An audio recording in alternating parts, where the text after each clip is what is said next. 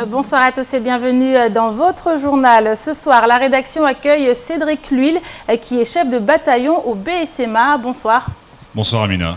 Alors nous sommes à quelques heures du coup d'envoi des JPO, des journées portes ouvertes du BSMA qui se tiendront demain, samedi et dimanche. On parlera avec vous de cet événement pour lequel vous attendez plus d'une 30 000 visiteurs.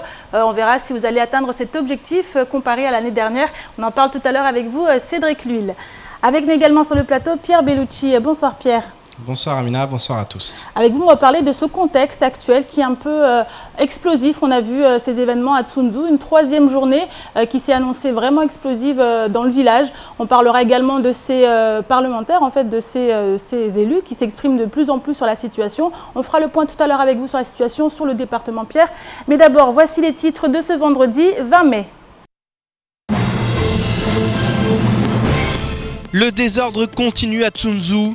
Des jeunes émeutiers s'en sont pris aux automobilistes dans l'après-midi, n'hésitant pas à caillasser, puis incendier des véhicules, abandonnés par des individus encore sous le choc. Toutes les explications sur ce nouvel épisode de violence, en ouverture de votre journal. Les personnels du CHM n'ont pas attendu d'avoir le retour de la réunion qui se tenait au ministère de la Santé aujourd'hui pour reprendre le mouvement de grève débuté il y a quelques jours. Ils étaient en mouvement ce matin et pensent déjà à sa reconduction lundi en cas de réponse insuffisante de la part du gouvernement. Les journées portes ouvertes au BSMA débutent demain samedi 21 mai. Durant tout le week-end, le site du bataillon de service militaire adapté va accueillir plusieurs milliers de personnes. Un événement qui promet d'être à la hauteur de son 20e anniversaire. Reportage à la fin de cette édition. Le village de Tsunzu a une nouvelle fois été le théâtre de graves turbulences aujourd'hui pour le troisième jour consécutif. Dans l'après-midi, en effet, des émeutiers ont surgi pour s'en prendre aux automobilistes et une voiture a été incendiée au milieu de la route nationale. Le bilan fait ainsi état d'un blessé léger et de plusieurs véhicules détruits. Un sujet signé Patrick Millan, Pierre Bellucci et Adèle Laurent. Qu'est-ce qui s'est passé ? On peut parler un peu.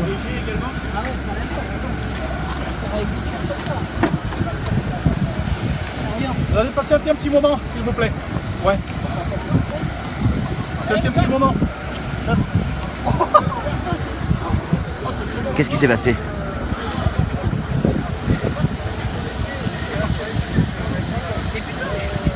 Encore sous le choc, ces victimes de jeunes émeutiers ne sont pas en mesure de s'exprimer.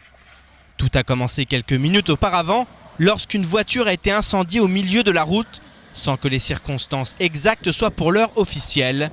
Il semblerait, cela dit, qu'il s'agisse d'un automobiliste caillassé qui a dû abandonner son véhicule. Des émeutiers en auraient alors profité pour incendier sa voiture. Une victime raconte ce qu'elle a vécu. On a entendu parler d'émeutes ici, on nous a dit allez vous planquer un peu plus haut. On a pris nos élèves, nos voitures, on a été se garer un peu plus haut. Pendant que les émeutiers sont sortis de la forêt avec des cailloux, ils nous sont tombés dessus. On est monté dans les voitures, on a démarré, ils nous ont jeté des pierres, caillassé, ils ont essayé d'ouvrir les portières, on a essayé de rouler plus vite et puis nous voilà quoi. Et puis on a abandonné une des voitures sur place. Plusieurs automobilistes ont été contraints d'abandonner leur véhicule, comme ce moniteur d'auto-école qui peine à se remettre de ce qu'il vient de vivre. Vous étiez sur place ? Ouais. C'était votre voiture qui était là-bas ?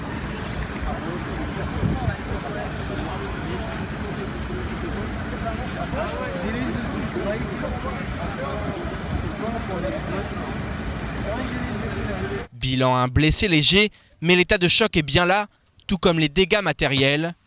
A noter que dans les émeutiers qui ont caillassé les forces de l'ordre hier à Tsunzu, un individu a été interpellé. Après une comparution immédiate, il a été condamné à 6 mois de prison ferme et se trouve actuellement à Magicavo. Et cela fait maintenant près d'une semaine que les familles expulsées des villages du Sud dorment sur le parvis de la place de la République. Une situation qui s'est compliquée hier soir, notamment en raison de fortes rafales de vent accompagnées d'averses. Et si les associations continuent à soutenir les familles, du côté des autorités en revanche, toujours pas de réaction. Les précisions avec Shakila Issouf et Leslie Vimné. Les conditions d'hygiène et sanitaire ne s'améliorent pas sur la place de la République, comme en témoignent ces images. Entassés les uns sur les autres dans cet espace délimité par des barrières, chaque jour, de nouveaux bénévoles s'impliquent pour encadrer les 122 enfants qui campent sur place. J'ai essayé de faire un peu d'exercice de théâtre pour tout ce qui est le corps, un peu de la voix aussi. En fait, c'était juste pour ne pas qu'ils restent sombrés de côté, qu'ils restent sans rien faire. Donc c'est aussi l'occasion de leur présenter un peu un autre monde qu'il y a à faire, ce qu'il y a à découvrir. Hier soir, les familles ont dû faire face à des rafales de vent et des averses très puissantes, alors que les nuits sur la place de la République se refroidissent, de quoi inquiéter encore les bénévoles. Alors effectivement, il y a eu beaucoup de vent hier soir et fort heureusement, nous avons pu avoir 2 dons de couverture ainsi que des draps qu'on a pu donner à ces personnes pour se prémunir du vent. À ce jour, aujourd'hui, sur le site, nous avons 245 personnes. La situation interpelle les Comoriens qui résident en France et à La Réunion, ce qui a notamment valu le déplacement d'une équipe de Réunion Première et France 24. En effet, la situation est grave, mais tout le monde ne semble pas prendre la mesure de ce qui se passe actuellement. Même s'il ne s'agissait pas de Comoriens, mais en tant qu'humain, je ne fais pas de propagande, enfin je ne vais pas m'appuyer sur le sensible, mais on est humain ou on ne l'est pas. Imaginez que ce soit des Mahorais à qui l'on aurait fait la même chose à Anjouan ou en Grande Comore ou à Madagascar. Est-ce qu'eux pensent que ça aurait été juste? Non. Ils se font du mal à des enfants mahorais. Ces enfants-là, demain, ils seront là. Ils revendiqueront au même titre qu'eux, qui sont mahorais. Les Médecins du Monde, la Croix-Rouge et de nombreuses associations continuent à travailler en partenariat afin de permettre aux familles de manger au moins un repas par jour et de prévenir tout risque sanitaire, alors même que de nouvelles expulsions sont prévues ce week-end. Et face à cette situation qui perdure, les réactions des élus locaux sont de plus en plus nombreuses. Ce matin, le député Aboubacar était sur le plateau de la matinale de Kwezi. Hier, il s'était fendu d'un communiqué pour fustiger l'inaction de l'État face à ce qui se passe actuellement sur le département. En effet, lui, le député de la majorité socialiste, s'insurge contre le comportement du gouvernement qui continue de faire la sourde oreille face à la souffrance de toute une population. Il a tenu à soutenir les Mahorais tout en appelant au calme et à la raison. On l'écoute au micro de Patrick Mian. Aujourd'hui, je pense que tout le monde a entendu les Mahorais. Oui. Vous venez de me rappeler ce qui se dit à Marseille, ce qui se dit à Paris, ce qui se dit ici et là. Eh bien, ce que je dis ici aujourd'hui, c'est que ceux qui avaient les yeux fermés et qui ne voulaient pas voir cette situation, aujourd'hui, je pense que les Mahorais se sont chargés de dire eux-mêmes à toute la planète la souffrance qui est la leur. Et donc, dans ce moment-là, il est de notre devoir d'accompagner la population de Mayotte et d'être intraitable avec l'État pour que l'État de droit soit respecté. Moi, je suis pour l'État de droit, mais je suis pour que dans ce territoire, tout le monde respecte la règle et que d'abord, l'État se donne les moyens à la justice et à la police pour que l'état de droit soit respecté. On ne peut pas être dans un territoire où les clandestins font la loi.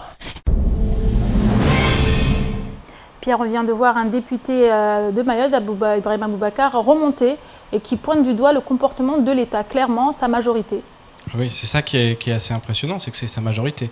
Le gouvernement, c'est un député socialiste qui fait partie à l'Assemblée nationale du groupe socialiste et de la majorité, effectivement. Et là, il se soulève contre cette majorité et contre la politique qui est menée par l'État à Mayotte. Mais ça, c'est vraiment quelque chose qui est unanime. Alors là, pour le coup, on peut dire que tous les élus du département s'accordent, qu'ils soient de gauche, qu'ils soient de droite, qu'ils soient du centre, tous s'accordent sur le fait qu'il va falloir que l'État vraiment réagisse parce que la situation s'aggrave de jour en jour. On le voit avec Tsunzu, où la population n'est plus du tout en sécurité. Et c'est ça qui devient très très grave. On le sait, c'est déjà le cas. Combien de personnes ont été traumatisées par des agressions agressions, par des cambriolages en pleine nuit. Voilà, combien d'individus ont dû quitter l'île parce qu'ils n'en pouvaient plus de cette insécurité et elle continue. Et maintenant, elle se passe dans la rue en toute impunité devant tout le monde en pleine journée avec des faits très graves. On le voit sur les images quand même. Les personnes sont sous le choc, elles sont terrorisées et pourtant ce sont de sacrés gaillards quand même. Donc voilà, on en est là aujourd'hui à Mayotte. Aujourd'hui, on se demande qu'est-ce qu'il faut qu'il se passe à Mayotte pour qu'il y ait une véritable réaction. Alors, on parle de réaction. Ce qui se passe à Mayotte fait beaucoup réagir du côté des Comores, Pierre. Ah oui, alors là, énormément de réactions. Il faut faire vraiment attention aussi avec ce qui se passe en ce moment à l'instrumentalisation des événements et notamment de ce qui se passe place de la République. Alors on le voit, ça réagit beaucoup sur les réseaux sociaux, notamment aux Comores. Beaucoup de vidéos circulent actuellement, des vidéos qui appellent à la haine, qui appellent clairement à la guerre envers Mayotte et envers l'État français pour reprendre l'île de Mayotte, l'île comorienne. Alors, est-ce que c'est pas une minorité, Pierre, qui tient ce discours? Bah écoutez, lorsqu'on va le voir un peu plus tard dans les brèves, mais lorsqu'on voit le discours aussi de l'État comorien qui ne cesse de parler de l'île comorienne de Mayotte, ça en dit long. Lorsqu'on parle de l'île comorienne de Mayotte, l'État comorien refuse de reconnaître Mayotte française. Et aujourd'hui, c'est une aubaine tout ce qui se passe, une aubaine pour eux, pour attiser encore ce sentiment de Mayotte comorienne et un peu réveiller tout le monde, dire voyez ce qui se passe, voyez ce qu'ils font, voyez ce que la France fait à Mayotte et donc aux Comores. Voilà, donc il y a vraiment un climat.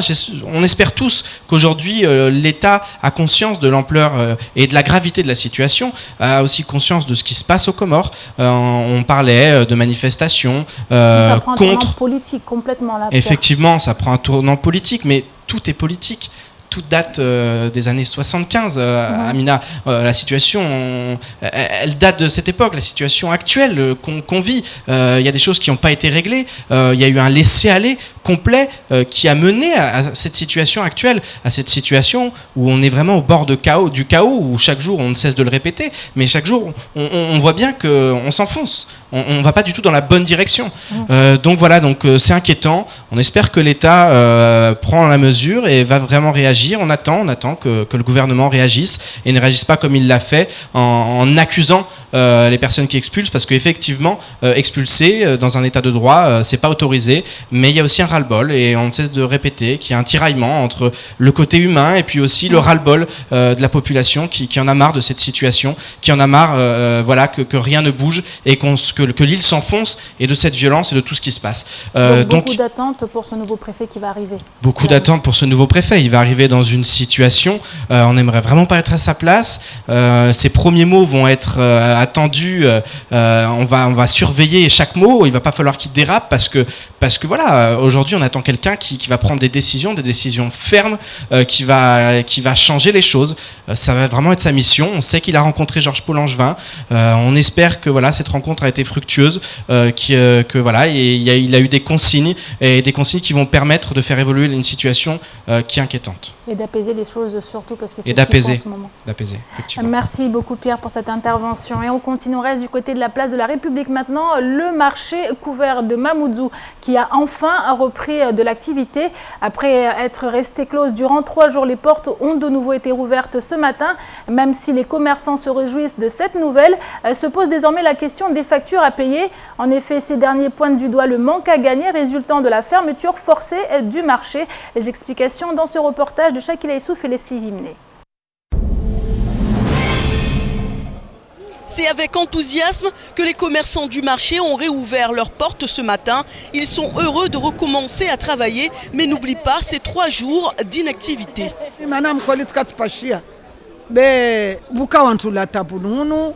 Kula mtakana mwana papaya wahea wakana mwana sinza wolo mwana tini ule ini kula wana shitu wakala tabuni za vukazo halo pia zimengea abo karshindira rongo wantongo wasi macho tu lihasara wasi lihasara bandakara yan karabua isaso paramba wasi makomesi lo bazari wasi karsindi makomesi wa maboli wale ambarna erna assurance erna ndia fulani nikamtu aparna perti mtu asulibwa suzahe zile wasikarsina zomana rangurangi abantu bamabanga esikamoro bwasu zaska moro banu Les responsables de l'association des commerçants accusent le coup, mais espèrent pouvoir négocier avec la CCI une réduction de loyer ce mois-ci, même si cela ne semble pas gagner d'avance.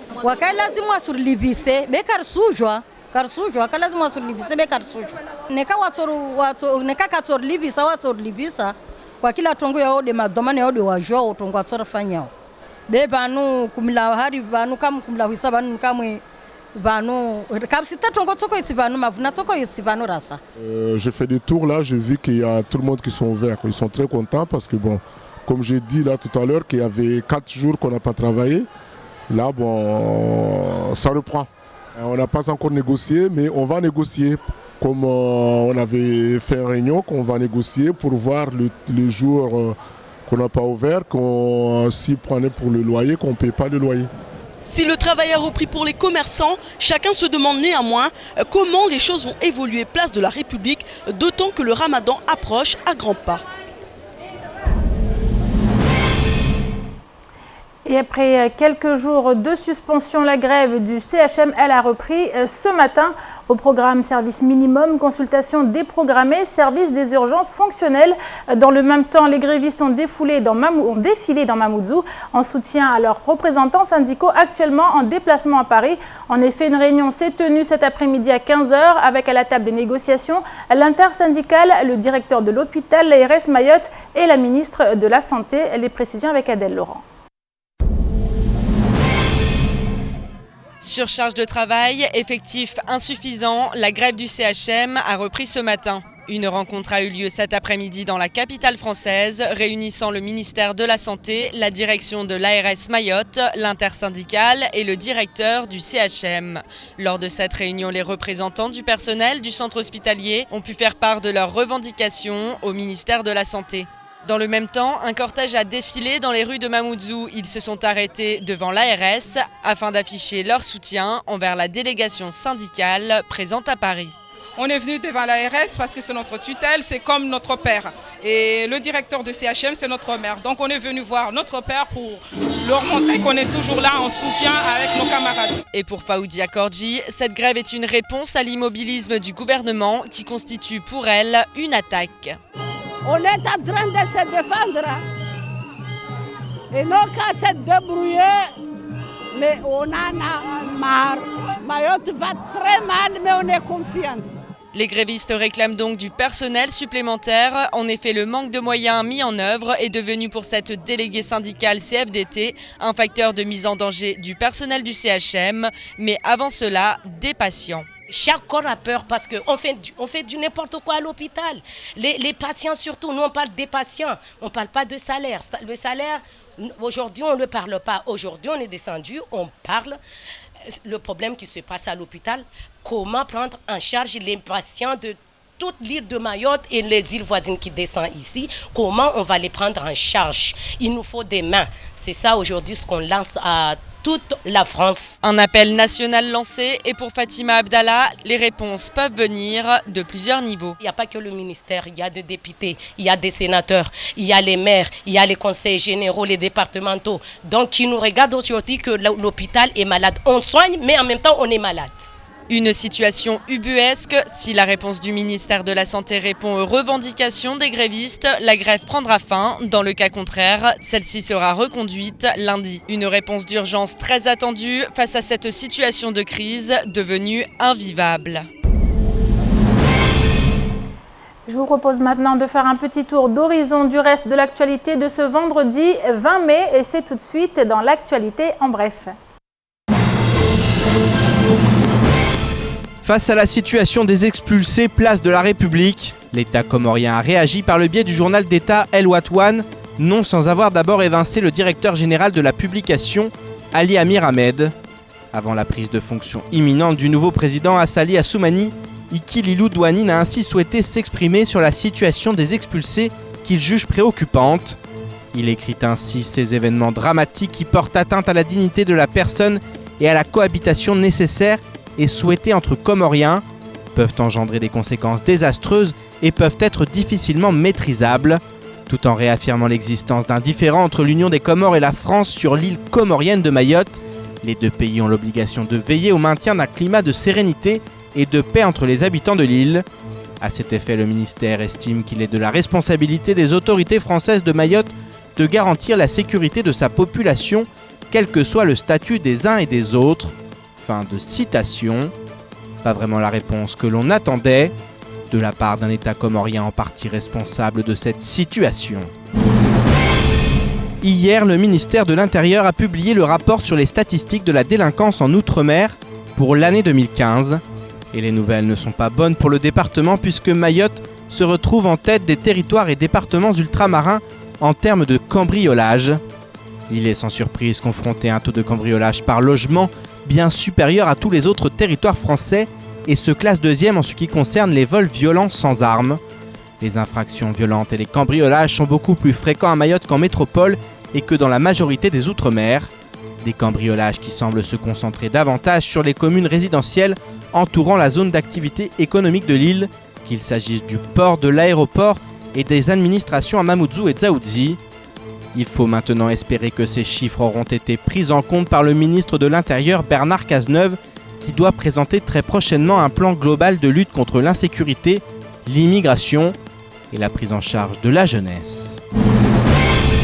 Le 11 mai dernier, le proviseur du lycée de Sada a été agressé physiquement par un individu aidé de plusieurs complices. Multirécidiviste, l'auteur des violences n'a pas hésité à s'en prendre au directeur à coups de club de golf avant de le caillasser en compagnie de ses amis. Identifié puis arrêté, la justice a tranché et le jeune homme a écopé d'une peine de 19 mois d'emprisonnement ferme, 12 mois pour l'agression et révocation d'un sursis de 7 mois pour un jugement antérieur. Il devra également payer 3 000 € de dédommagement pour la victime principale et 400 € pour une victime connexe. À la suite du jugement, il a été incarcéré à la prison de Magicavo, où il purgera sa peine durant les 19 prochains mois. Et on termine cette édition dans la joie et la bonne humeur avec les journées portes ouvertes au BSMA qui débutent demain matin à Combani.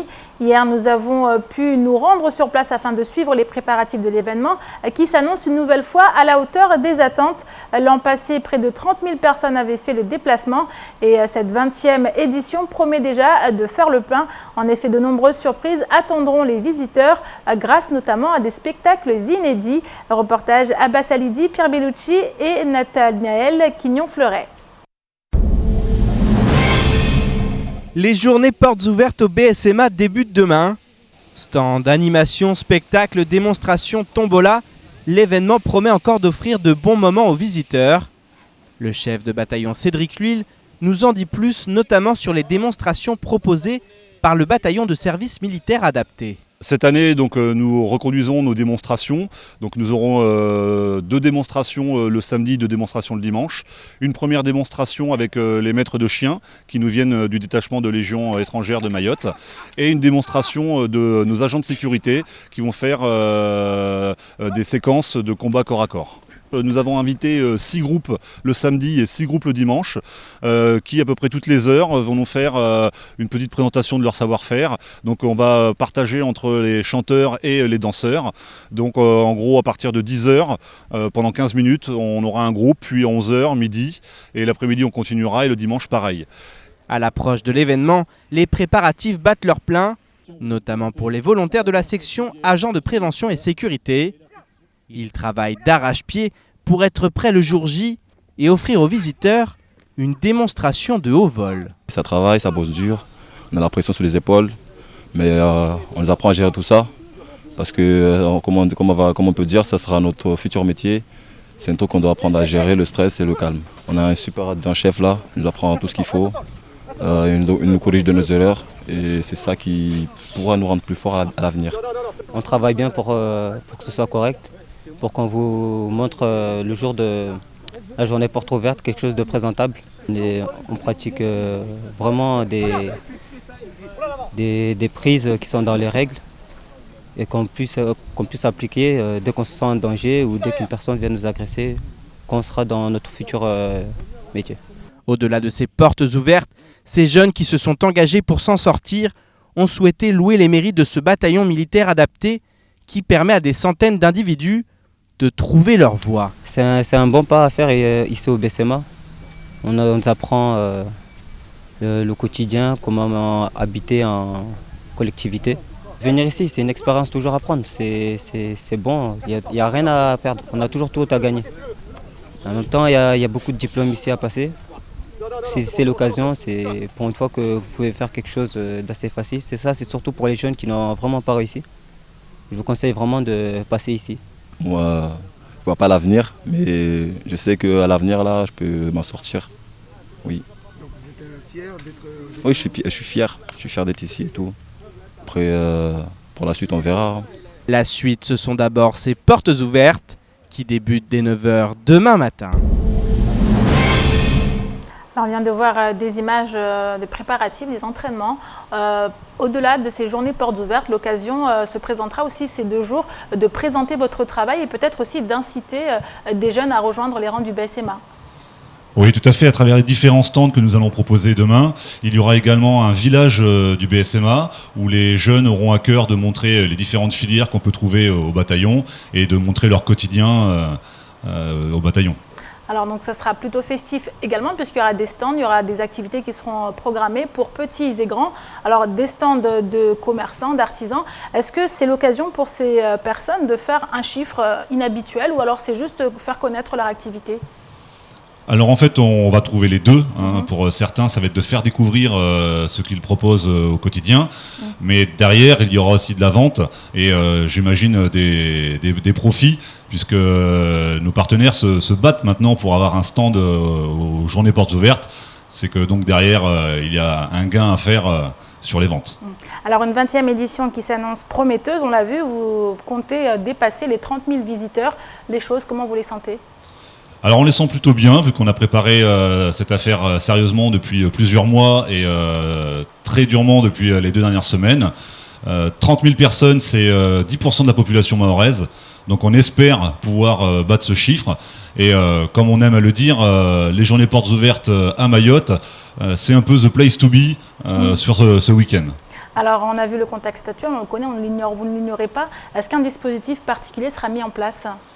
Alors le dispositif mis en place n'est pas directement lié aux événements actuels de Mayotte, mais plus à l'état d'urgence que la France subit actuellement et qui est même prolongé jusqu'à début juillet. Alors dernière question, une belle place sera faite à la jeunesse durant ces 2 jours. Oui, tout à fait. On a voulu mettre en avant des groupes de jeunes, soit en musique, soit en danse. Et donc, 6 groupes par jour vont venir se produire devant la population mahoraise pour faire voir leur talent et éventuellement pouvoir percer sur la scène artistique. Alors c'est demain, le coup d'envoi aura lieu à 9h et au rappel, l'entrée est gratuite. Oui, tout à fait. L'entrée dans le camp est gratuite et après les stands d'animation, eux, seront payants pour des modiques sommes. Et je rappelle également la tombola exceptionnelle qui aura lieu dimanche à 16h30 où il y aura une Peugeot 301 à gagner. Donc c'est vraiment l'occasion pour 2 € de tenter sa chance et de pouvoir repartir avec des lots somptueux.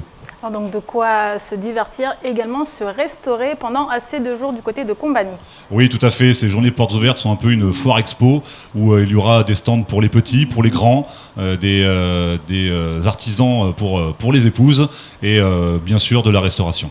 Merci beaucoup pour toutes ces précisions concernant ces journées portes ouvertes du BSMA qui auront lieu demain, on le rappelle, et dimanche. Cédric Lulle, vous êtes le chef de bataillon du BSMA. Merci beaucoup et c'est ici que s'achève cette édition. Merci pour votre fidélité. Une édition rediffusée sur notre site l'infoquesi.fr, sur YouTube et sur notre page Facebook. À suivre juste après l'invité du temps de parole, Ibrahim Aboubakar. Il répondait ce matin aux questions de Patrick Millan. Excellente fin de semaine à vous et à lundi, même heure, même chaîne pour une nouvelle édition.